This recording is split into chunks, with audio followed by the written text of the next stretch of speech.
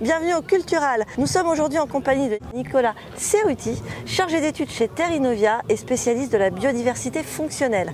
Alors Nicolas, nous sommes au milieu d'un champ qui illustre cette biodiversité. Est-ce que vous pouvez nous expliquer ce que nous voyons ici? Alors là, en fait, on est à côté d'une micro-parcelle de Facélie. Donc c'est une culture mellifère, c'est une culture qui est donc attractive pour les insectes auxiliaires et notamment l'abeille domestique et le bourdon qui la visitent abondamment en ce moment même. D'accord. Et alors la biodiversité fonctionnelle, est-ce que vous pouvez nous expliquer en quelques mots qu'est-ce que c'est exactement? Alors la biodiversité fonctionnelle, c'est l'ensemble des organismes vivants qui vont apporter un soutien à l'activité agricole parce qu'ils vont apporter ce qu'on appelle les services écosystémiques. Donc les abeilles et les insectes pollinisateurs vont apporter le service de pollinisation des cultures, c'est-à-dire qu'ils vont permettre le transfert du pollen des organes mâles aux organes femelles et contribuer à la production de graines. Et puis on a les insectes auxiliaires qui vont aider à réguler les ravageurs des cultures qui nous posent problème.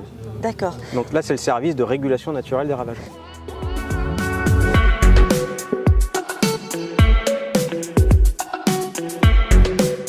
Alors la biodiversité fonctionnelle c'est bien, mais est-ce que vous pensez qu'elle peut aider l'agriculteur à limiter le recours aux insecticides? Oui, je le pense.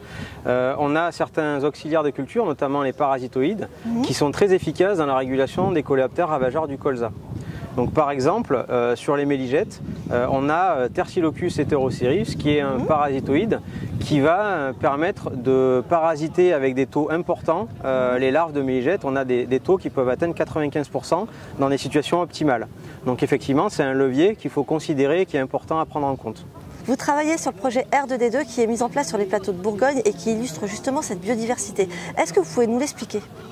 Alors le projet R2D2, il a pour objectif d'accompagner un collectif de 11 agriculteurs qui exploitent sur une surface de 1300 hectares dans la transition écologique. Donc en fait on accompagne ces agriculteurs qui se trouvent dans des impasses techniques, c'est-à-dire qu'ils n'arrivent plus à réguler par les moyens de lutte chimiques les coléoptères ravageurs du colza et notamment l'altis d'hiver et le CBT qui sont résistants aux pyréthrinoïdes.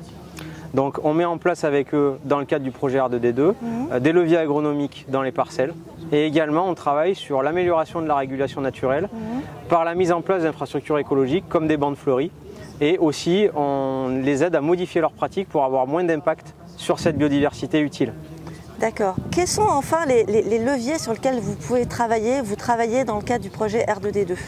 Donc on travaille des leviers qui sont en lien avec une démarche territoriale. Donc c'est ce qui fait un peu on va dire, le côté innovant du projet R2D2, c'est qu'on va travailler sur un secteur de parcelles contiguës qui fait environ 1300 hectares. Et de ce fait, on a vraiment la possibilité de mettre en place des leviers puissants pour pouvoir, on va dire, limiter les dégâts d'insectes. Par exemple, on travaille à mettre en place des intercultures pièges. Des intercultures, c'est-à-dire dans l'interculture longue, on va mettre en place des couverts qui contiennent de la navette ou d'autres crucifères attractifs pour les altises.